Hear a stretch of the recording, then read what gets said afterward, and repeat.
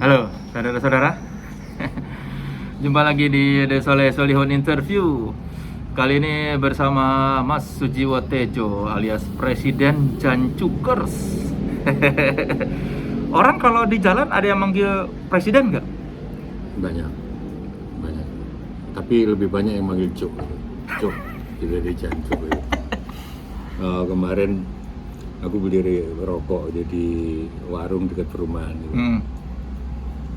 Cewek perempuan itu, orang. Terus habis beli rokok, dia mau ngembaliin duitnya kok apa coba bilangnya? Duitnya 100 ribu, aku beli rokok 3 kan ada kembalian. Saya bilang kembaliannya ini Cuk kembaliannya gitu. Perempuan sampai kata, "Loh, kok saya pernah lihat Mbah dulu di Pamekasan. Saya IAIN Pamekasan, alumni." Dia manggil aku Cuk sambil agak malu kan. Ibu-ibu gimana ya, manis apa tapi Cuk-cuknya agak Ragu. Gitu loh. Tapi dia mungkin aku pernah aku juga Janjuker gitu. Jadi gitu. Oh, tapi sebetulnya kalau buat orang yang nggak mengerti, Cuk itu kasar apa enggak sih jadinya sekarang? Aku punya teman sastrawan namanya Agus Nur yang menurut aku Orang dia Jogja. benar orang Jogja. Masalahnya kalau di bahasa tulisan agak susah memang. Itu hanya bisa dihayati kasar atau enggaknya Cuk itu kalau sudah dengar ngomong. Misalkan anjing gitu. Ternyata nggak apa-apa kalau kita ngomong sehari-hari, tapi begitu diucapkan di Twitter oleh sekelompok orang jadi kayak kasar itu memang sih. Jadi kalau kamu nanya Cuk itu kasar atau enggak, jawabanku lihat di bahasa tutur, jangan di bahasa tulis, karena dari situ akan tahu gimana ngucap Cuk gitu. Oh Cuk ngono Cuk gitu, itu kan nggak apa-apa, jangan gitu Cuk gitu. Tapi ada kalau misalnya sermetan mobil Cuk beda lagi, padahal nulisnya sama kan, CUK tanda seru gitu loh. Iya kan gitu. Aku mau pinjam duitnya Cuk, biasa Cuk aku Cuk aku nggak punya gitu gimana coba, kayak anjir. Itu bisa terdengar akrab kan di Sunda kan? Iya. Gitu. Nggak gitu anjir. Iya. Kalau di tulisan kan kita bisa marah. Nah, kalau gitu membedakan orang, ya kan di Twitter pasti banyak yang menyapa seperti itu. Gimana Mas Tejo ngebedain antara ini beneran marah atau ini memang Cuk yang ini?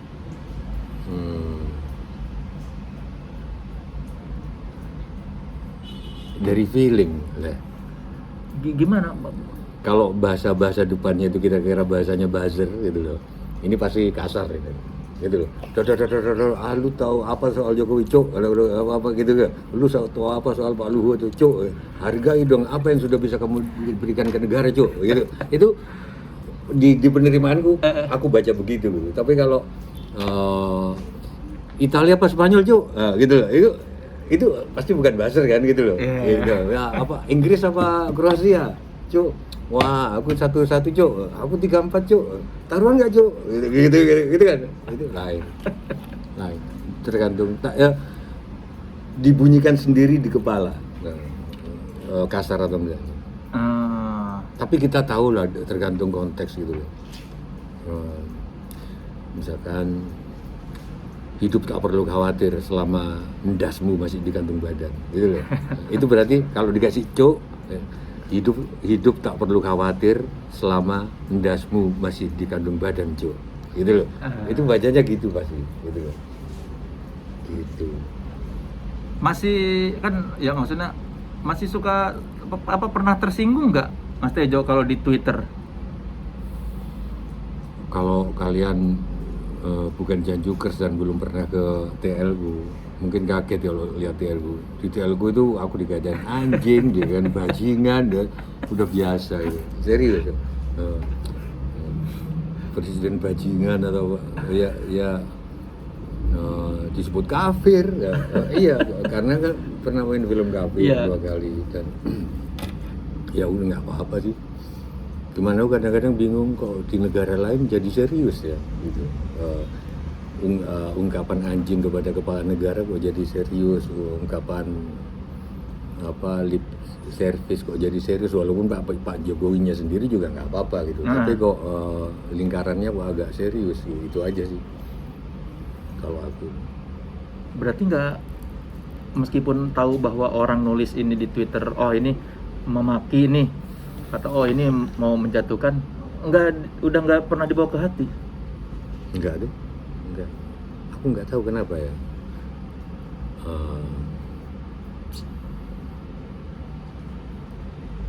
Aku gini loh, punya prinsip ya, yang bisa menjaga harga diri seseorang itu bukan orang lain. Yang bisa menjaga harga diri seseorang itu martabatnya sendiri. Karena itu aku termasuk yang nggak setuju pada pasal tuntutan penghinaan terhadap presiden dan wakil presiden. Kan logikanya gini,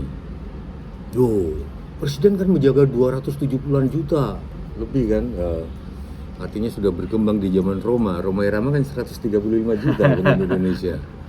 Ingat nggak waktu OS dulu peluncuran? Berapa jumlah penduduk Indonesia? Waktu 100, waktu zamanku udah 180 nih. 180 juta, salah, 135 juta. Dia dicambuk pakai gulungan koran itu waktu kuliah. Langsung ngotif Roma. Langsung, pokoknya penduduk Indonesia ya gini, 270 juta menjaga itu harus dijaga dong. Badannya dijaga pas pampres, harga dirinya dijaga undang-undang. Aku bilang, oke, aku setuju badannya dijaga pas pampres, tapi harga dirinya dijaga oleh martabatnya sendiri.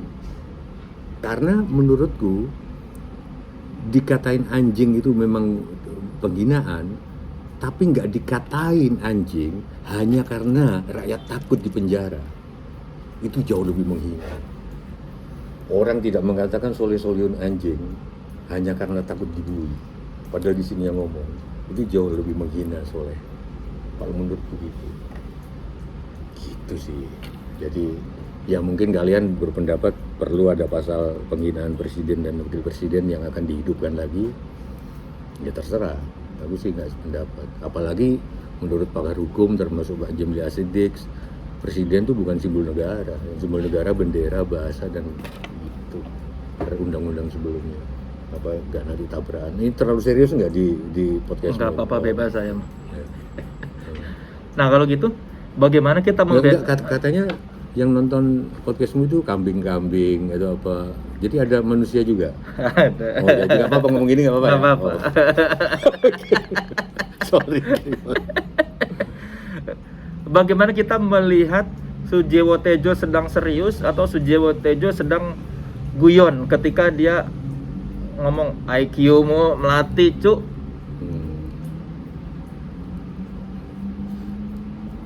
Orang kalau udah deket sama aku ya, kita udah deket tapi nggak deket banget ya, jarang ketemu. Tapi kalau kau deket banget sama aku, kau akan tahu bahwa aku nggak pernah serius. Nggak pernah serius? Itulah yang akun dalang ya nggak sampai kayak Pak Mantep gitu lah, nggak sampai kayak Asep Sunandar gitu loh, nggak piawai banget. Aku main saxophone juga nggak sampai kayak Kenny G gitu. Aku nyanyi juga nggak sampai kayak temen Muari Lasso apa-apa. Serius, aku nyanyi, aku bikin aku nari juga nggak sampai kayak Didi Mindowo. Karena penyakitku, aku nggak pernah serius. Itu istriku yang bilang. Jadi kalau aku bilang aku cinta sama kamu dalam bahasa lain ya, tapi kalau itu istriku nggak percaya. Tapi kalau aku bilang aku tidak cinta sama kamu, dia juga nggak percaya. Kayak serius ya, gitu loh. Wallahi, gitu loh. Jadi aku harus ngomong apa? Jadi kalau aku ngomong ke istriku, aku sayang sama kamu, dia nggak akan percaya.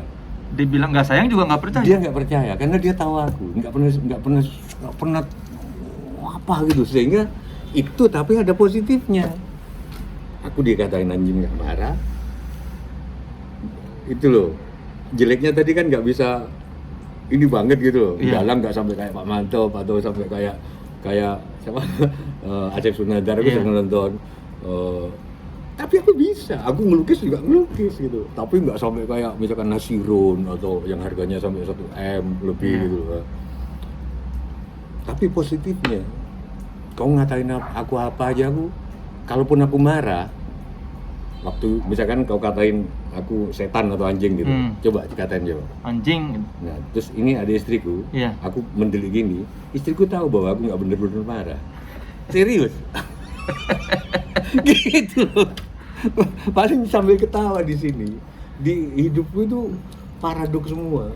Nggak tahu itu sakit jiwa atau aku nggak ngerti. Makanya separuh gendeng. Nah, mungkin. Jadi itu Jack Sparrow gendeng tuh bukan cuma presetan Jack Sparrow ya. Iya, mungkin gitu. Karena itu sih gitu. Jadi nggak tahu kamu tepat nggak mewawancarin aku ini untuk nge-share pendapat, karena bisa jadi kalau orang niru aku bisa gendeng juga gitu. Karena aku misalkan mantu gitu loh, ya sedih. Ini break dulu nggak? Enggak. Ya sedih, tapi ya nggak sedih juga, ya biasa aja, namanya anak pasti di anak perempuan ya pasti, tapi aku nangis gitu loh. Tapi istriku pasti tahu bahwa aku juga nggak terlalu nangis beneran sih. Dingin dong. Nah itu juga itu pertanyaanmu bagus. Jangan-jangan aku itu orang yang dingin. Kalau aku gini-gini mungkin permukaannya aja. Enggak kan? Nggak tahu gimana, nggak tahu.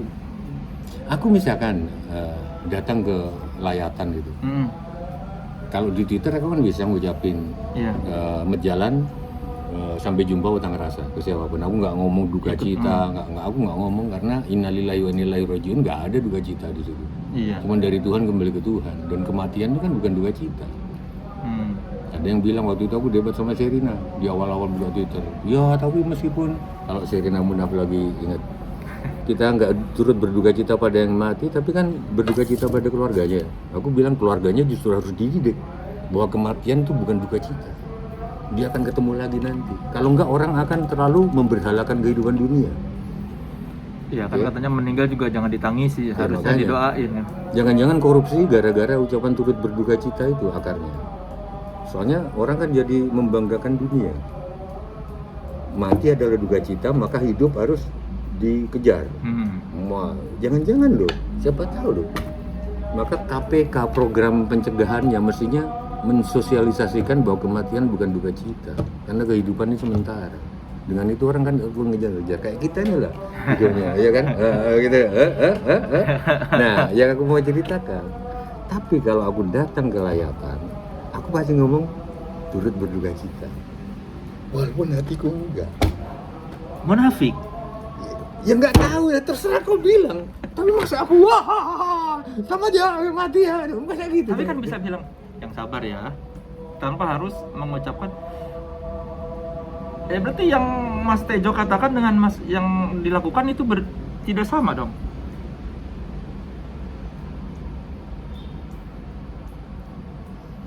Sekarang Soleh Solihin punya 2 anak. Terus dua-duanya bertanya, Bapak, kan dipanggil Bapak kan, bilang Bapak kan, Bapak sayang aku apa dia? Pasti aku hampir berani taruhan tuh, Soleh akan bilang aku sayang kalian semua. Iya. Tapi dalam hati pasti ada kecenderungan. Terus aku akan bilang berarti Soleh Solihin munafik dong. Nah itu tak balikin. Tapi itu tidak menjawab pertanyaan. Itu hanya menjawab pertanyaan dengan pertanyaan. Lah iya, tapi aku mengucapkan selamat turut berduka cita ya di layatan. Tapi hatiku sebenarnya biasa-biasa aja dan pengen ketawa, ini kematian biasa aja. Terus apa bedanya sama Soleh Solihun? Sebetulnya pengen ngomong aku sayang kamu, bukan dia. Tapi nggak bisa, aku sayang kalian semua. Tapi kan kalau konteksnya Mas Tejo bisa bilang, karena tadi prinsipnya tidak mengatakan turut berduka cita, bisa bilang yang sabar ya. Terlalu baik jadinya. Emang kenapa kalau terlalu baik? Nggak enak, beban. Ya kan itu. Enggak, itu bukan enggak. Aku dari SMA aku serius. Beban hidup itu bukan utang ternyata. beban hidup itu dianggap baik, itu beban. Karena kamu Emang harus kenapa dianggap baik? Kan cuma bilang yang sabar ya. Emang itu terlalu baik? Dari mana terlalu baik? Kalau turut berduka cita kan lebih umum gitu loh, gitu loh. Orang nggak akan kalau yang sabar kayaknya kita, wah gitu kayaknya. Jadi nanti orang akan wah Mbak Tejo baik banget orangnya. Oh enggak gitu. Jadi beban kan. Tiba-tiba suatu hari dia perempuan, aku pengen nyium dia atau apa kan jadi susah kan gitu loh. Padahal kan kehendak untuk nyium kan kadang-kadang bisa muncul kapanpun. Tapi kalau di mata dia tuh, wah soleh-solehun. Saya pernah ketemu Mbak Tejo waktu suami saya meninggal, saya dipuk-puk gini, yang sabar ya. Gitu. Terus kamu nyampein ke aku, gitu.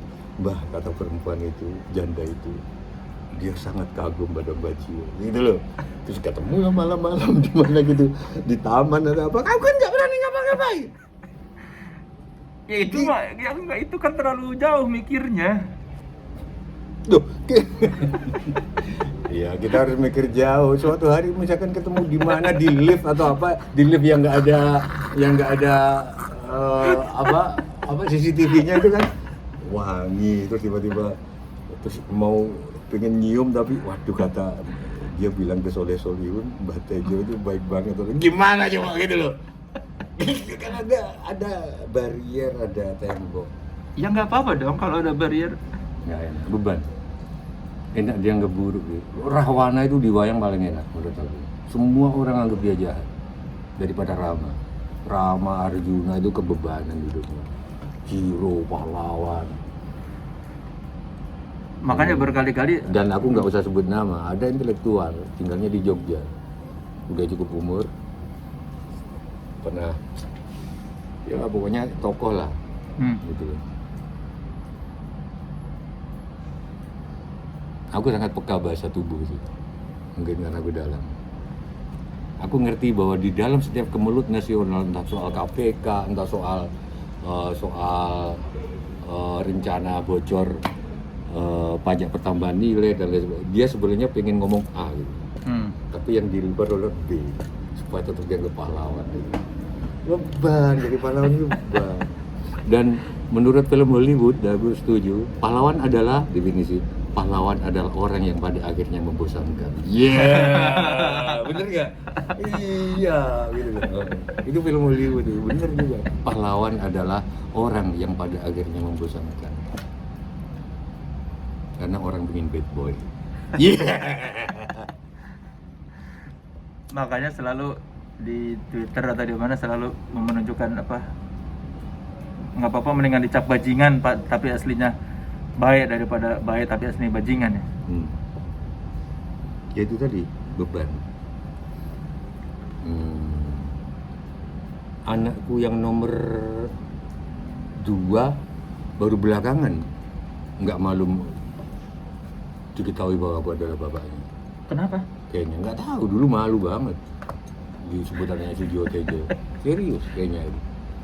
Dia bisa marah betul ke orang. Enggak, saya bukan anak dia. Masa? Ada. Tapi sekarang udah mulai melihat titik-titik baik bapaknya. Atau dia baru mengerti filosofis di belakang apa, makna filosofis di belakang itu.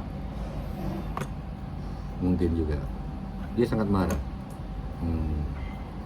Dia bahkan pernah balik kanan dari wawancara kerja. Jadi yang lainnya udah lulus, tinggal tes wawancara. Ketika pewawancaranya bilang kamu anaknya Sujiwo Tejo, dia bilang gebrak meja, nggak ada hubungannya sama bapak. Coba hari. Yang cerita pewawancaranya. Karena kenal ke aku. Sorry Jo, anakmu balik. Aku nggak marah sama dia. Ya kantornya di dekat di Kebun Sirih. MNC. Yes, pokoknya ada lah. Perempuan itu anak yang kedua. Perempuan. Gebrak meja bukan cuma balik. Nggak ada hubungannya sama bapak. Saya datang sendiri di sini.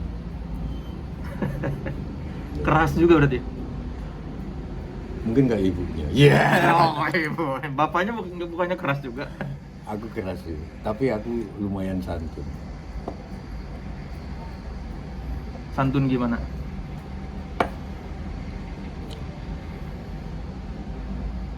Aku sangat sayang sama ibuku, Sulastri namanya. Setiap kali pergi, terutama kalau mau pergi jauh, aku pasti sujud di pintu utara selatan, kepalaku di utara, dan dilangkahi ibu 3 kali, baru aku pergi. Suatu hari aku pengen keluar dari kuliahku di ITB. Aku lakukan, aku keluar. Padahal aku tahu itu akan menyakiti ibu. Tapi aku ngomong tetap baik, walaupun ibuku pingsan waktu itu. Tapi aku ngomong baik-baik, itu aja.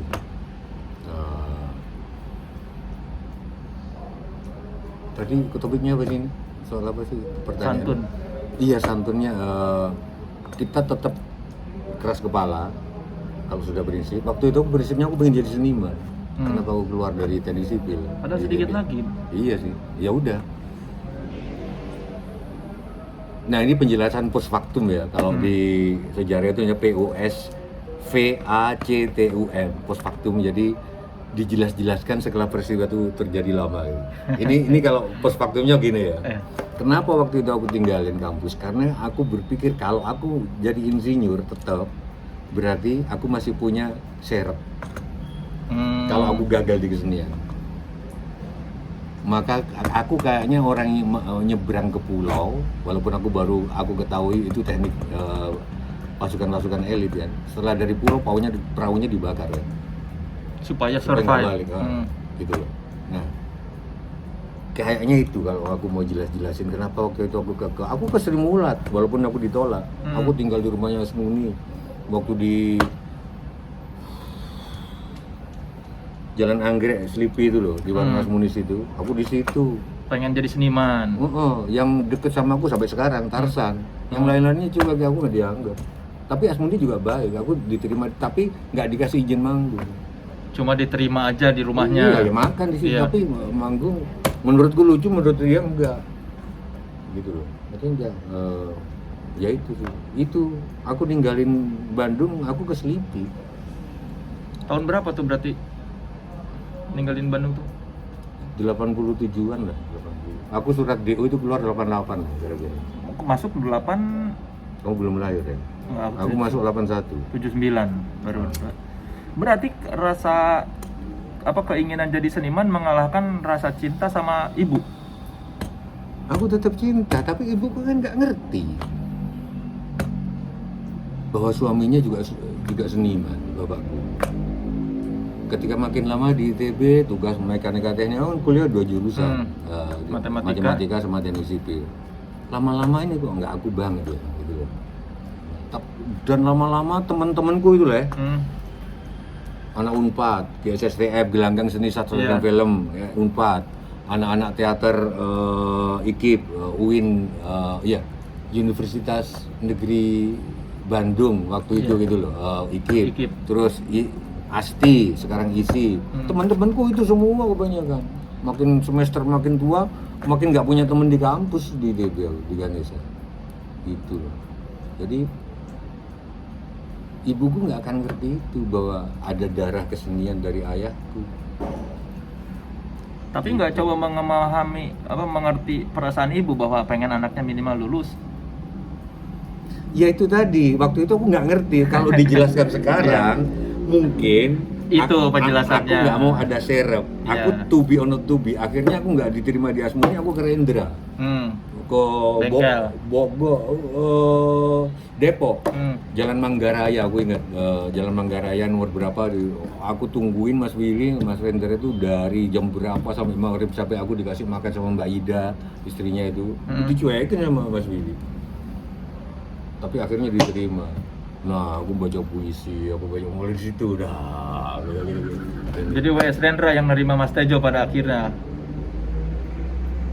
Nggak diterima penuh juga sih, nggak lama juga di situ gitu. Aku ke Teguh Karya terus akhirnya ya jadi wartawan itu, wartawan Kompas. Dan ketika aku masuk wartawan Kompas tuh, Kompas sudah menetapkan minimal S1 loh. Terus kok bisa? Nah itu jalan hidup. Jadi Aku selalu mengatakan ke teman-teman dan ini mungkin untuk ke follower bahwa setiap jalan untuk menghindari takdir itu adalah jalan menuju takdir itu sendiri. Mau dihindarin kayak apapun. Dulu cerita zaman Yunani kuno kan ada cerita klasik Oedipus itu. Rendra diramal akan nikah sama ibunya dan akan membunuh bapaknya kan. Terus karena dia menghindari itu, dia meninggalkan kampungnya supaya nggak menikahi ibunya dan supaya nggak membunuh bapaknya, dia membutakan matanya, menusuk matanya. Suatu hari di kota mana ada perkelahian yang melibatkan bapaknya dan dia memisah, akhirnya membunuh bapaknya.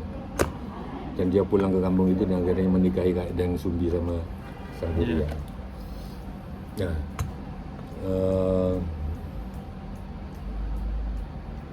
aku pengen jadi wartawan sebetulnya waktu itu karena sudah muak. Aku nggak mungkin diterima di kesenian.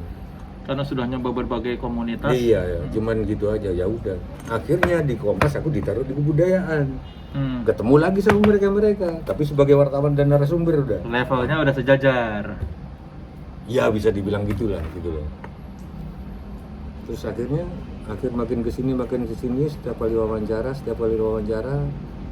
hatiku bilang kalau cuma gini ya aku bisa jadi seniman. Kenapa harus aku yang wawancara? Gitu loh. Aku nggak usah sebut nama-namanya lah. Tapi kalau jawabannya cuma gini, aku lebih baik jawabannya. Gitu loh. Gitu. Konsep gini mah ngerti juga gitu. Aku lebih gitu. Terus akhirnya keluar 98 aku keluar dari Kompas. 8 tahun ya jadi wartawan. Jadi sekarang kenal kamu. Dulu dia, tapi kenapa bisa? Padahal S1. Iya itu tadi. Iya, kenapa? Menghindari takdir. Penjelasan dari dia apa? Aku nggak tahu, tanya ke almarhum Yakob Utama yang sekarang langsung sudah di Taman Makam Pahlawan dikubur itu. Langsung Pak Yakobnya yang. Ya nggak tahu kenapa aku diterima. Itu yang bikin seangkatanku 90 masuk Kompas. Itu tinggal semua. Kok ini lulusan SMA doang bisa ini gitu? SMA kok bisa. Dan aku termasuk yang beberapa bulan kemudian datang ke SDM Kompas di lantai berapa di gedung sebelah. Kan gaji di Kompas dirahasiakan satu sama lain, ya seluruh.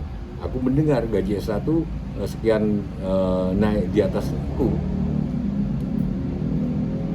Gitu. Aku labrak SDM.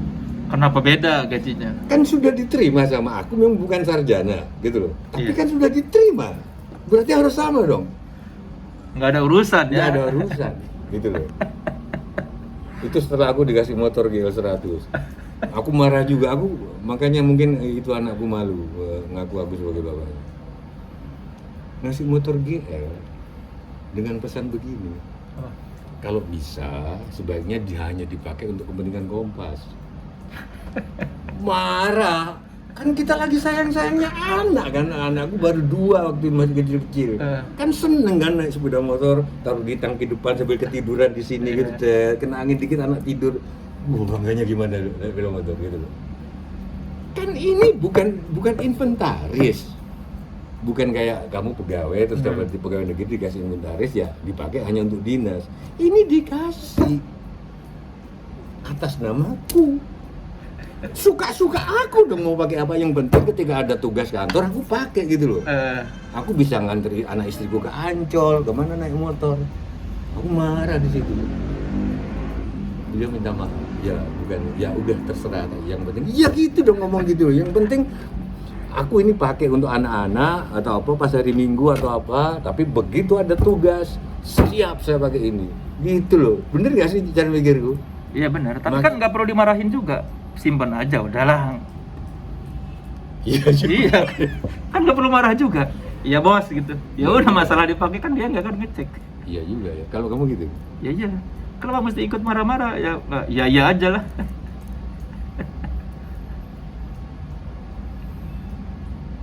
Ini bertentangan dengan omongan gua awal-awal tadi ya, nggak mudah terhina. Tapi mungkin waktu itu masih muda. Nah, aku ngomong tadi ini dalam sekarang loh ya, aku dihina apapun. Cara ngomongnya begini loh, Leh. Dia duduk di meja gini, lantai berapa? Lantai 4 kalau nggak salah. Pokoknya SDM. sambil duduk gini, aku dipanggil mau dikasih sepeda motor, tapi ini GL ini tolong dipakai hanya untuk kepentingan Empas. Cara ngomongnya itu gimana gitu loh, naiklah darahku gitu loh. Aku nggak gebrak meja sih, tapi seingatku aku marah gitu loh. SDM itu tahu betul aku, SDM Kompas gitu. Sering dilabrak. Gini, anak ditanggung cuma 3 waktu ini. Bukan ngomongin Kompas jeleknya, tapi ini yang masa lalu. Aku nggak ngerti Kompas sekarang, ya gitu ya, klarifikasi.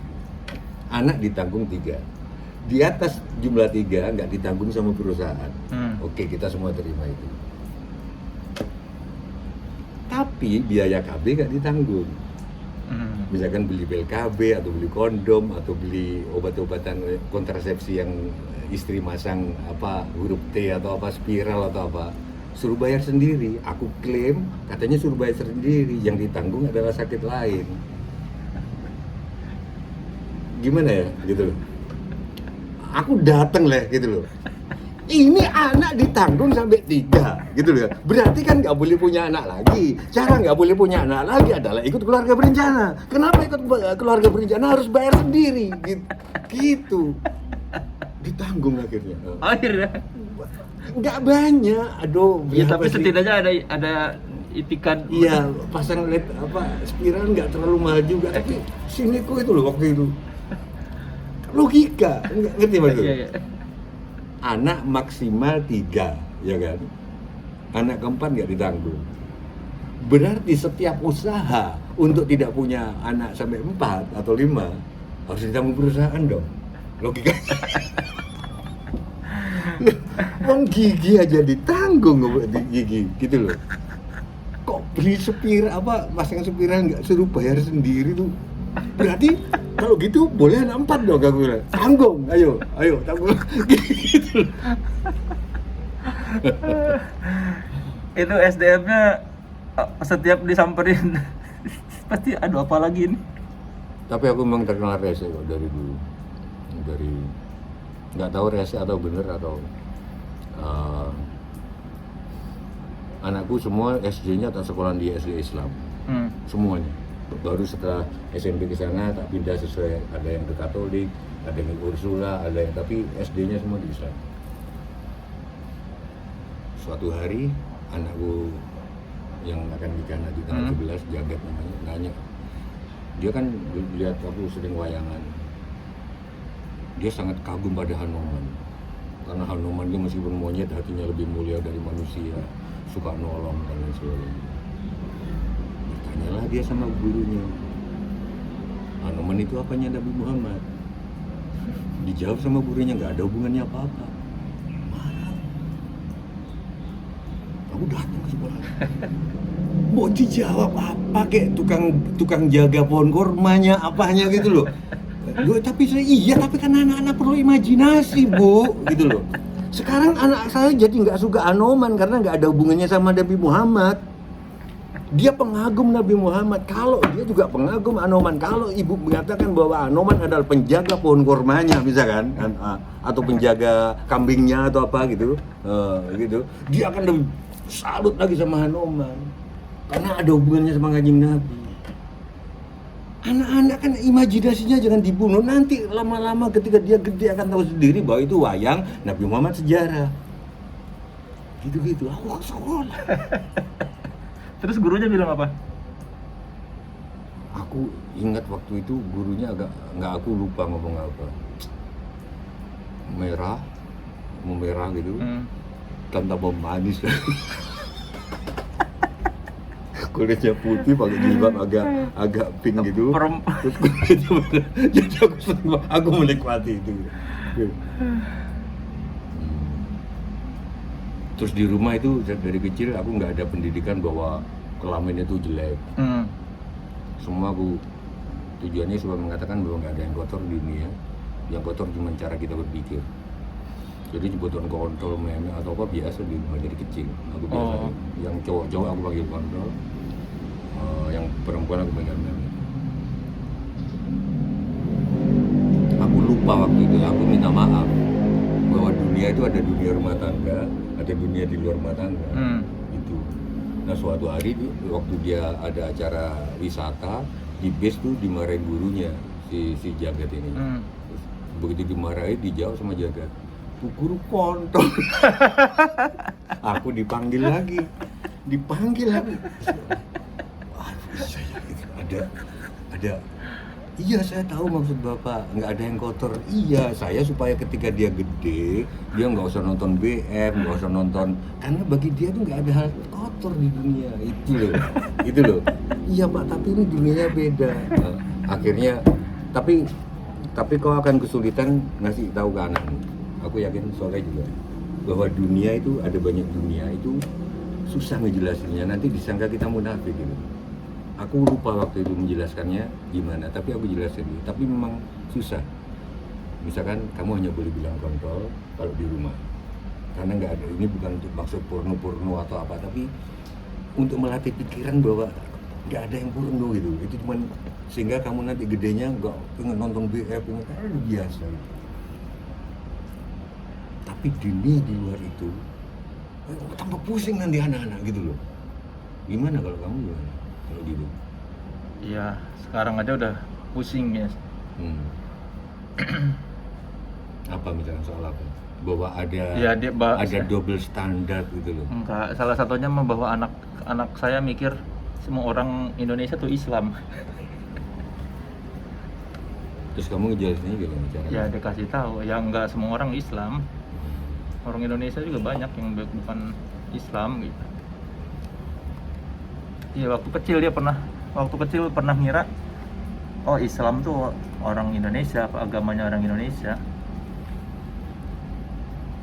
Aku pernah wartawan senior kita dari Tempo dulu. Depannya UB. Nah, enak gue gak sebut. Jadi dia punya istri. Istrinya pengusaha patung.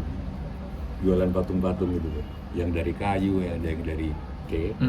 Nah, di sekolah anak ini didoktrin tidak boleh ada patung di rumah, gitu loh. Karena kalau ada patung malaikat nggak jadi datang. Jawaban temenku itu luar biasa, si senior kita namanya WM, gitu. Jawabnya apa? Oke, kalau malaikat nggak datang dari itu, malaikat kan datang dari atas,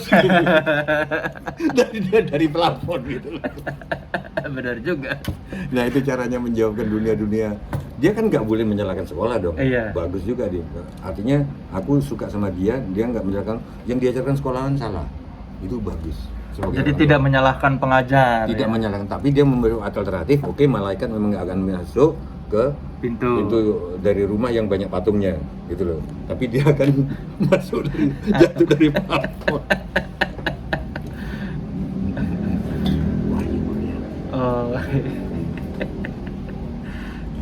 Terus sekarang gimana anak-anaknya seorang Sujiwo Tejo tuh setelah dewasa, apakah tumbuh menjadi seperti yang diharapkan? Aku nggak tahu, kita lihat nanti. Tapi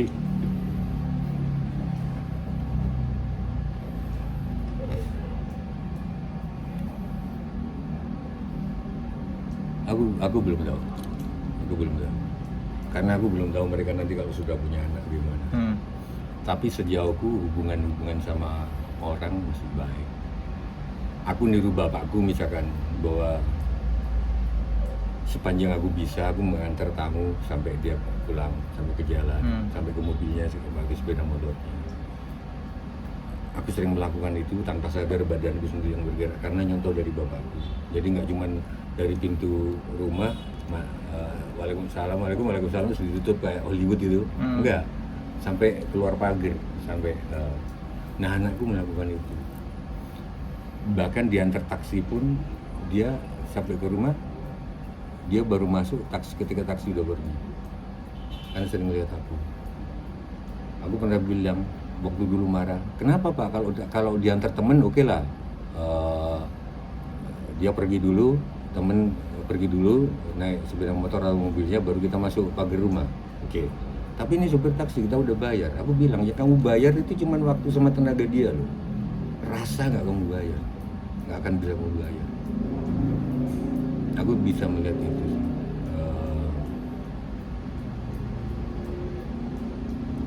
selanjutnya nggak tahu gimana, tapi mudah-mudahan kan dunia mereka beda. Misalkan aku nggak bisa menuntut kayak zaman ayahku dulu, begitu bapak datang, mbak Yuku yang perempuan tuh pasti nawarin mau minum apa, mau minum teh atau kopi, langsung sudah otomatis. Anak-anakku sekarang aku bikin sendiri. Iya, tapi kan mungkin zamannya aku bikin kopi, kebanyakan bikin kopi sendiri meskipun ada anak di rumah.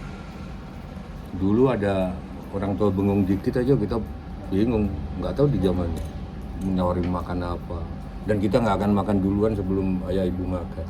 Sekarang anak-anakku beda, jadi aku tinggal fosil itu. Iya, ya nggak apa-apa sih itu mungkin. Ya memang udah beda.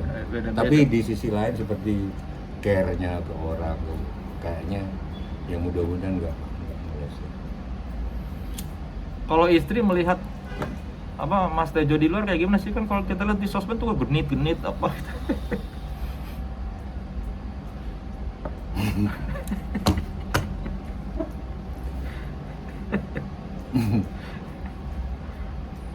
Aku pernah ketemu Bang Hotman Paris. Bang, gimana sih sampean video sama perempuan-perempuan kadang malah lebih ini dari aku, di kolam, di mandi di pantai dengan telanjang dada, yang sana pakai bikini atau apa.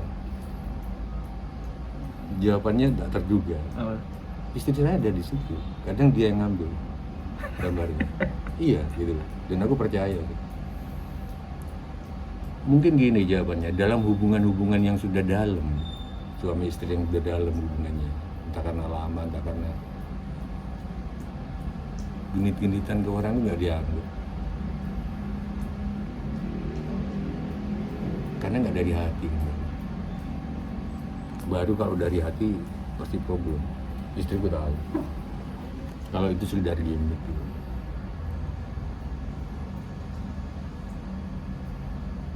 Ya mungkin kayak istrinya Bang Hotman, mungkin. Atau ya itu tadi walaupun kan, tidak sampai segitu ya. karena serius tadi yang tidak pernah serius itu. Bisa juga sih, bisa juga. Tapi misalnya apa? Sebenarnya aku juga nggak ada apa-apa gitu loh. Dan semua tahu nggak ada apa-apa. Misalkan Najwa Shihab pernah aku panggil sebagai ibu negara. Yeah. Gitu. Rossi. Dia nggak apa-apa, Rossi. Terus kadang-kadang siapa, ibu negara. Istriku juga baca. Nggak apa-apa tuh. Karena tahu, ya nggak ada apa-apa. Bener. Anak istri tahu nggak sih apa sepak terjang Sujiwo Tejo di medsos itu seperti apa? Aku nggak tahu mereka follow aku atau enggak. Kayaknya aku juga nggak follow mereka juga. Karena ini kan Twitter dan lain sebagainya itu sektor publik ya. Beda sama, malah aku dulu ada namanya Nukman, almarhum. Jadi dia itu fisika nuklir di Jogja, tapi jadi analis medsos sebelum Ismail Fahmi sekarang, yang lulusan Belanda. Dia pernah mengunggah sebuah penelitian bahwa orang yang tampak mesra di medsos hidupnya justru tidak mesra. Iya gitu loh. Aku agak yakin itu sih. Gitu loh. Aku jarang banget nampilin anak atau istriku karena ini kehidupan publik. Walaupun mungkin salah juga ketika aku ngomong ini ke Widi sama Dwi Sasono, aku ngomong ini, bener nggak sih Dwi? Bener nggak sih Widi? Kalau orang makin sering menampilkan berdua di medsos, sebetulnya ada masalah dalam kehidupan pribadinya, gitu loh. Enggak, kami biasa aja gitu. Aku juga percaya bahwa Widi sama Dwi itu ya memang mesra sehari-hari, gitu aja. Atau mungkin mereka perkecualian, aku nggak tahu. Kan di dalam ilmu itu setiap hal pasti ada anomalinya. Air makin ke bawah suhunya cenderung makin membeku, tapi pada 4 derajat dia mencair lagi kan, makin begitu loh. Nah siapa tahu Dwi Sasono sama Widi Mulia itu perkecualian. Tapi aku jarang gini loh, medsos ini bukan ini kehidupan pribadi gitu loh, ada di gitu loh, ada. Walaupun tetap misalkan kalau akad nikah apa aku upload hal-hal yang Tapi kalau kayak ulang tahun atau apa enggak, karena aku nggak punya tradisi ulang tahun sebetulnya. Dan aku menganggap orang yang punya ulang tahun waktu karena pendidikan masa kecil hanya orang-orang kaya. Gitu. Dulu nggak ada ulang tahun. Weton itu tiap 35 hari sekali. Misalkan kau Jumat Kliwon. Nah tiap Jumat Kliwon itu ibumu bikin kopi satu sama apem atau apem nggak? Iya, kue. Apem, terus ada satu kayak kembang telon itu sama pelita, lampu yang dari minyak itu ditaruh di kamar dinyalain. Itu ulang tahun nggak ada. Kayak panggilan papa mama gitu kan, mewah banget di waktu aku kecil. Jadi aku jarang muat istri ulang tahun atau anak ulang tahun, nggak aku banget gitu loh, gitu ulang tahun. Nah istriku tradisi ulang tahun dari bapaknya. Iya, dari keluarganya. Dari keluarganya. Kan tadi Mas Tejo bilang apa penuh paradoks ya. Seorang Sujiwo Tejo itu. Yang paling terbesar apa paradoksnya? Coba kamu kasih beberapa alternatif. Nanti aku yang itu gitu. Kuliah sains tapi pengennya seni. Enggak, karena itu berhubungan. Di film di forum lain aku bisa jelaskan bahwa matematika itu bukan hitung-hitungan, tapi matematika sebuah kemampuan melihat pola dari segala sesuatu di alam semesta yang oleh alam kelihatannya tidak terpola. Jadi kemacetan lalu lintas, air kencing mancurnya air kencing dari Sujiwo Tejo sama Soleh Solihun, semuanya pola. Daun-daun ini berpola, semuanya pola. Nah, jadi nggak kontras antara matematika sama bikin musik sebetulnya membuat pola sebetulnya.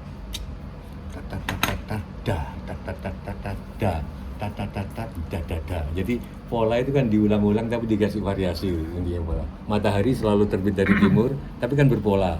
Tiap hari mungkin agak ke utara dikit atau mungkin ke sabut mendung tapi intinya tetap dari timur ya.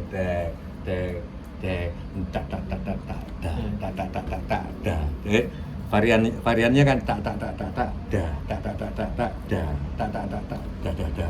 kan, sebenarnya pola kan gitu. Musik itu nanti baru kita bikin melodinya gitu. Ya Noel Leto pernah bilang sih, kayak ada rumusnya kita bikin lagu, kayak hitungan. Sama sebenarnya. Aku bikin lagu Anyaman-Nyaman judulnya, sangat dikenal. Iya, Anyaman-Nyaman.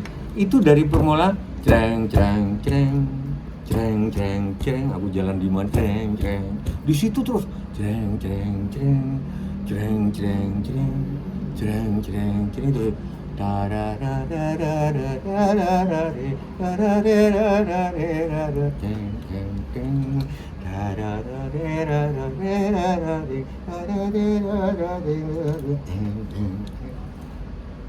dan musik yang bagus selalu yang polanya jelas. Dan musik abadi dimanapun selalu hanya terdiri dari satu sekian unsur melodi yang diulang-ulang dan dikembangkan. Simfoni 40 yang paling gampang.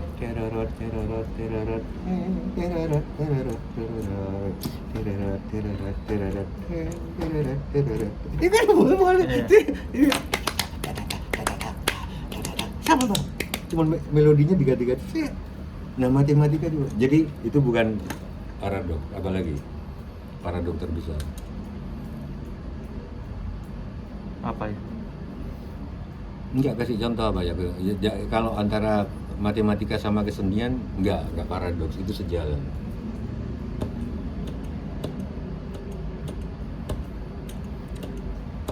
Mungkin begini.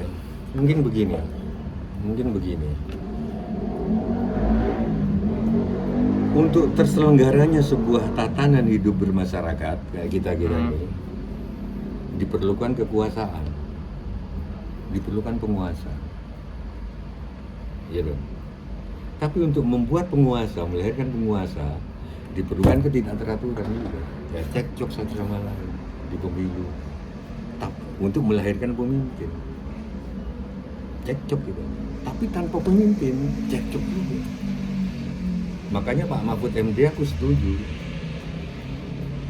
lebih baik punya pemerintahan yang buruk selama 33 tahun, kayak gitu. Dia mengutip ininya mana itu, entah dari Arab atau apa, ilmuwan Arab itu.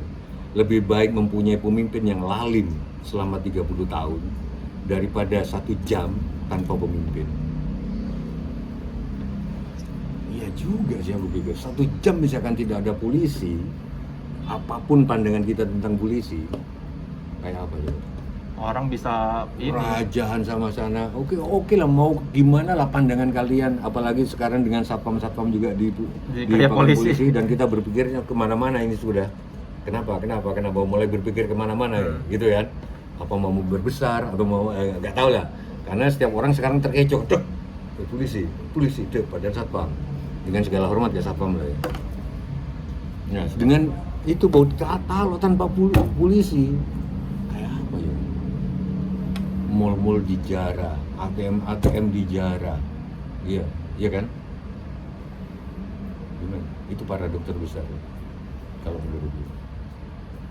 Orang melabrak lahirnya sistem kerajaan monarki, karena kekuasaan dalam zaman monarki muter-muter ke darah biru, ya kan? Lahirlah revolusi Perancis, dibentuk demokrat, republik, tidak monarki. Apa yang terjadi? Pemimpin tidak berputar-putar di antara darah biru, tapi berputar-putar di antara darah tajir. Iya kan?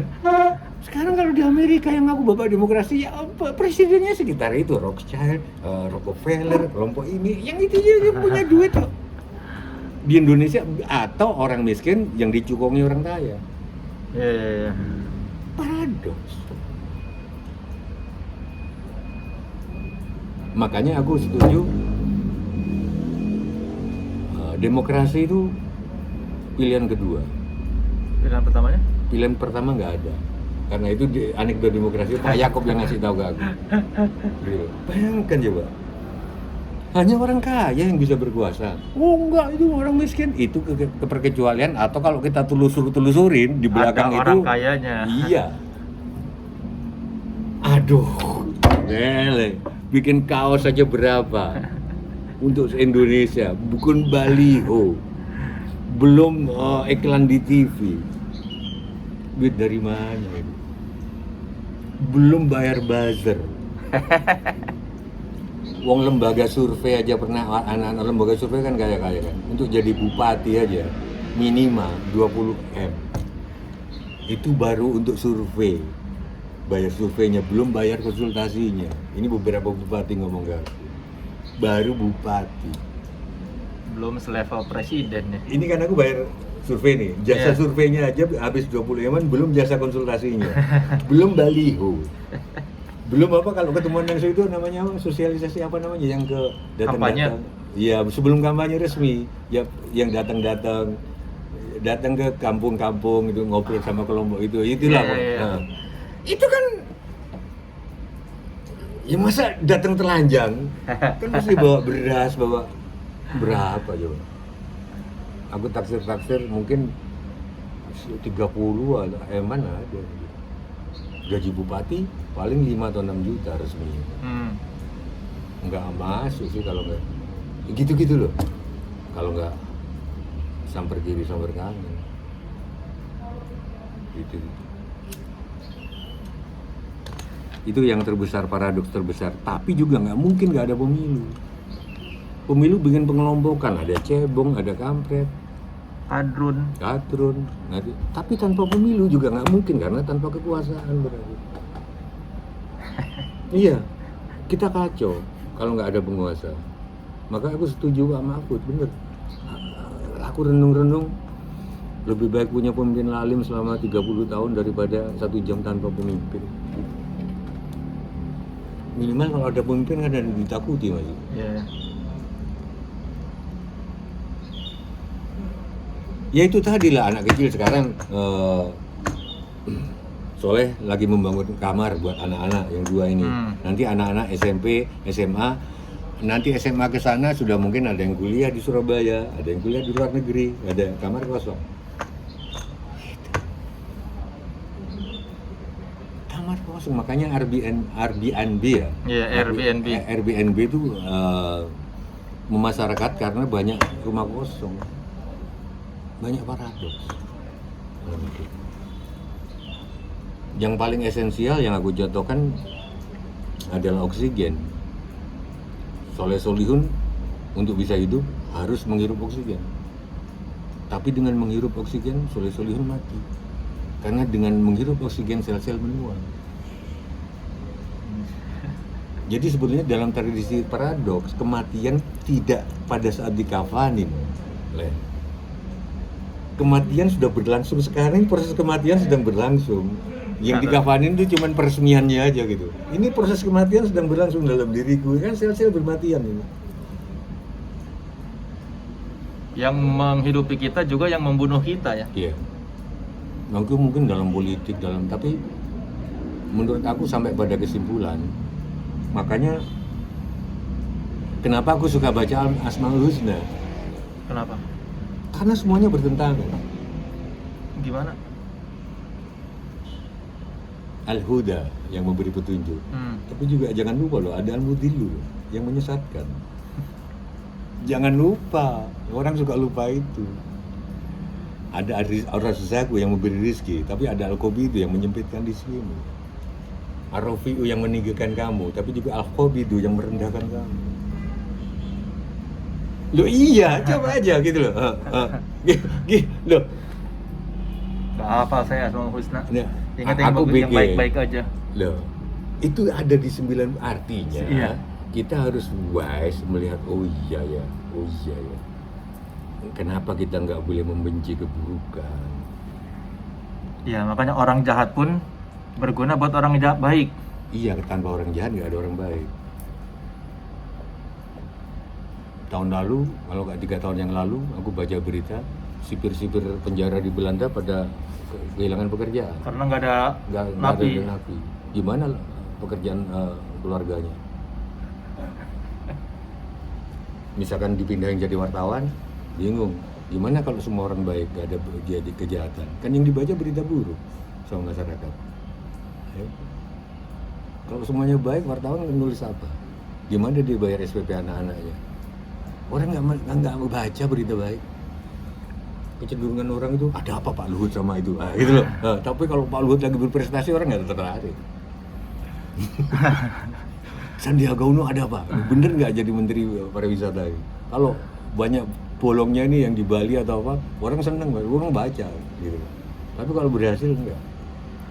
Aku pernah ketemu Deddy Corbuzier. Ya sering ketemu, tapi maksudku ini yang ku ingat itu di Purwakarta. Dia pernah berprestasi, Deddy Corbuzier ini, berprestasi di bidang internasional. Dan karena itu dia ingin mengundang wartawan. Hanya 1-2 yang datang. Kan berita baik. Tapi ketika dia cerai, tanpa diundang wartawan nungguin di rumahnya. Dia cerita itu. Itu juga aku alami ketika aku didiskutikan cerai. Wah, wartawan sampai Pak RT aku disuruh ngungsi sama Pak RT. Siang malam sampai 3 hari udah di situ. Kamera udah terbangkan. Jadi kalau nggak prestasi nggak diliput. Aku juga bisa, aku bikin teater, bikin itu, bikin dia nggak dikit-dikit banyak lumayan gitu. Tapi ngundang wartawan susahnya setengah mati. Tapi begitu ada Sujotejo akan bercerai, itu tahun berapa, tahun 2000-an lah gitu. Nggak tahu siapa yang mimpin desa-desa itu. Aku mau pulang, ada telepon, jangan gitu loh. Di rumah itu dengan kamera. Nah itu makanya kita melihat keburukan ya gimana gitu. Banyak ibu-ibu yang nggak suka artis, sinis, tapi tanpa berita artis pusing juga. Jam 2, jam 3 dia mau ditemenin siapa di entertainment.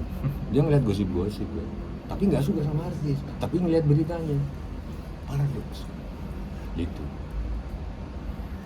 Makanya Mas Tejo pernah bilang satu-satunya kejahatan koruptor adalah membuat kita merasa suci ya. Iya, dosa terbesar koruptor adalah membuat kita merasa suci. Karena kita semua juga koruptor. Entah korupsi waktu, entah korupsi cinta, kita nggak tahu. Itu yang bikin orang juga enak. Sebenarnya Tejo ini ada di pihak siapa? Nah itu kan yang saya bilang itu. Iya. Orang istana ada yang nanya dia, Sujiwo Tejo dia ada di pihak mana? Nggak tahu. Karena setiap orang punya kebenaran, setiap orang punya kesalahan. Baik dan buruk ada di setiap orang. Jadi tidak memihak. Ya syukurnya tidak semua orang kayak aku. Kalau semua orang kayak aku, dunia nggak jalan. Karena nggak ada yang aku pihakin. Orang aja kadang nyebut aku kadrun, kadang nyebut cebong, padahal aku nggak di mana-mana.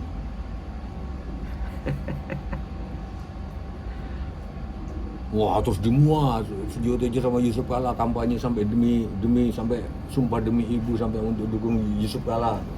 Ada. Ya, basur-basur. Dimuat iklanku lagi, aku mengiklan, aku mendukung Yusuf Kalla. Gitu. Aku golput selama ini dan baru sekarang milih dan aku milih Yusuf Kalla.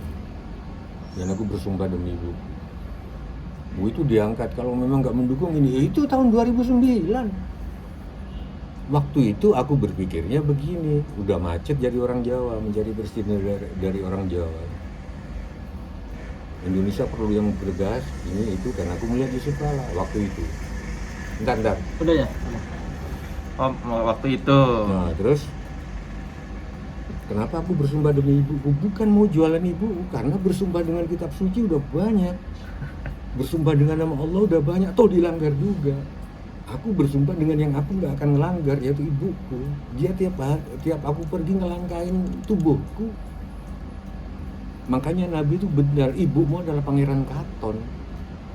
Gusti Allah yang kelihatan, nyata. Kalau Nabi kan katanya di sini. Ibu kita kan lihat. Aku sumpah dengan ibu, itu pun dicaci maki. Sampai jual-jualan, udahlah jangan ngaku nggak memihak. Gitu loh. Ketika aku diserang buzzer waktu itu, aku nggak mau bullshit, nggak mau dulu pernah dulu 2009. Dan ini aku nggak tahu kamu percaya atau enggak, sepeser pun aku nggak minta duit sama Mbak Yusuf. Tujuanku adalah mendidik bahwa politik jangan untuk nyari duit. Tapi kalau aku ngomong gini ke buzzer nggak akan percaya. Kamu bisa cek ke Pak Yusuf Kalla, pernah kata Tejo minta duit.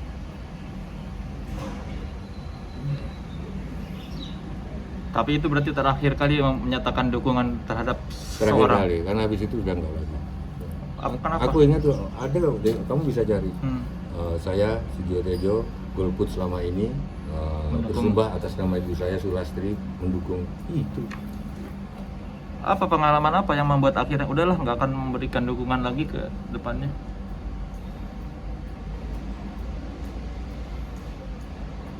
Aku nggak jawab di sini. Ya. Sensitif. Ya. Biarlah jadi misteri ya. Terima kasih karena sudah ada tamu berikutnya. Silakan, saya ada di channel YouTube-nya Mbah Jiwo ya. Oh iya. Mendalang Sebagai Semar dan Bagong. Terima kasih Mas. Salam.